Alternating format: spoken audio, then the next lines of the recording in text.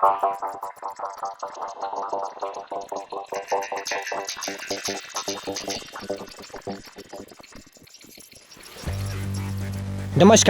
मैं कुमार और आप देख रहे हैं स्टार मिथिला। राजधानी एक्सप्रेस की परिचालन की फिर उठी है मांग।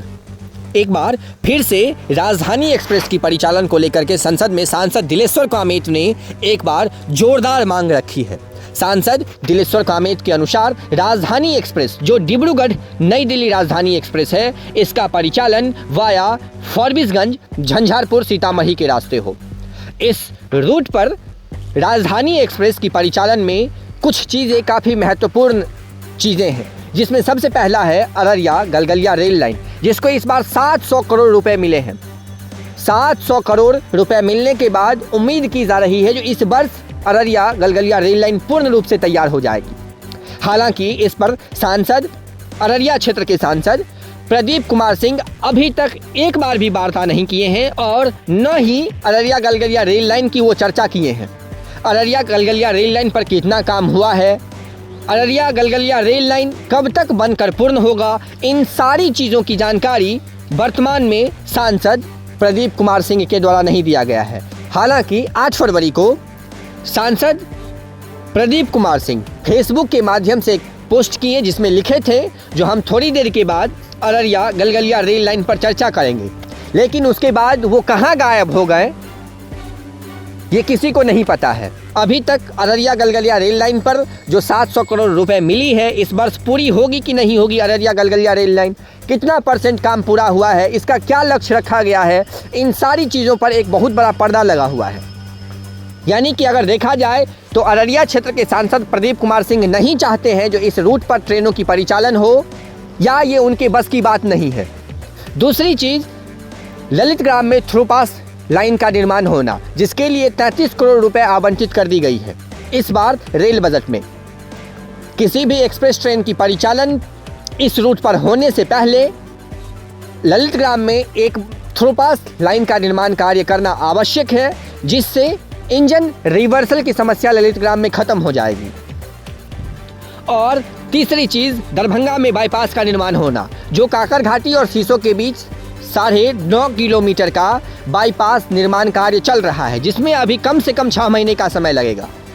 इन सारी चीज़ों को पूर्ण होने के बाद ही इस रूट पर किसी भी एक्सप्रेस और किसी भी प्रीमियम ट्रेनों की परिचालन, लंबी दूरी की ट्रेनों की परिचालन संभव हो पाएगी।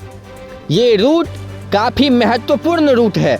गुवाहाटी, असम, डिब्रूगढ़, न्यू जलपाईगुड़ी, सिलीगुड़ी, इन सारे रास्तों का ये द्वार है एक अररिया गलगलिया रेल लाइन। वर्तमान में कटिहार से न्यू जलपाईगुड़ी के बीच जो मार्ग चल रही है, उस मार्ग पर काफ़ी सारी ट्रेनों की परिचालन हो रही है। वो व्यस्ततम रूट माना जा रहा है। कटिहार बरौनी रूट जिस प्रकार से व्यस्ततम रूटों में से एक है, उसी प्रकार से न्यू जलपाईगुड़ी कटिहार रूट व्यस्ततम रूटों में से एक माना जा रहा है। और ऐसे में कहा जा रहा है रेल विभाग के द्वारा, और कई बार ऐसी खबरें अखबारों तक में आ चुकी है, जो कई सारी प्रीमियम ट्रेनों की परिचालन वाया फॉरबिसगंज झंझारपुर सीतामढ़ी के रास्ते नई दिल्ली तक होगा, या नई दिल्ली से खुलने के बाद सीतामढ़ी झंझारपुर फॉरबिसगंज से होते हुए गुवाहाटी तक होगा। लेकिन सबसे ज़्यादा महत्वपूर्ण है अररिया गलगलिया रेल लाइन, जिसको लेकर के सांसदों को सांप सूंघ गया है, जिस पर सांसद कुछ बोलने को तैयार नहीं। और ऐसे में इतनी लंबी रूट पर किसी भी प्रीमियम ट्रेन का परिचालन होना अभी वर्तमान में संभव नहीं है। हालांकि जो मांग सांसद दिलेश्वर कामेत के द्वारा रखी गई है संसद में, आप सबसे पहले वो सुनिए। उसकी जमीन पड़ी हुई है, अगर उसको उस पर रेल लाइन चलेगी तो जमीन का भी अधिग्रहण करना नहीं पड़ेगा और उस क्षेत्र के सीमावर्ती क्षेत्रों को इसका लाभ मिलेगा। तो इसका सर्वे करा के जल्द से जल्द रेल परिचालन के लिए आवश्यक कार्रवाई की जाए।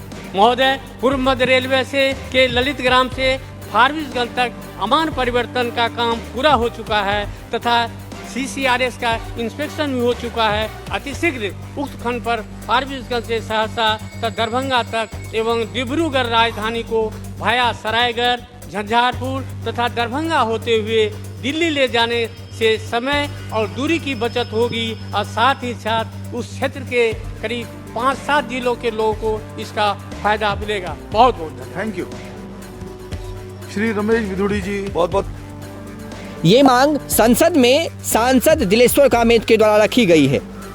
साथ ही साथ कई सारी नई ट्रेनों की मांग और कई सारी विस्तारीकरण की भी चर्चा वो किए हैं संसद में।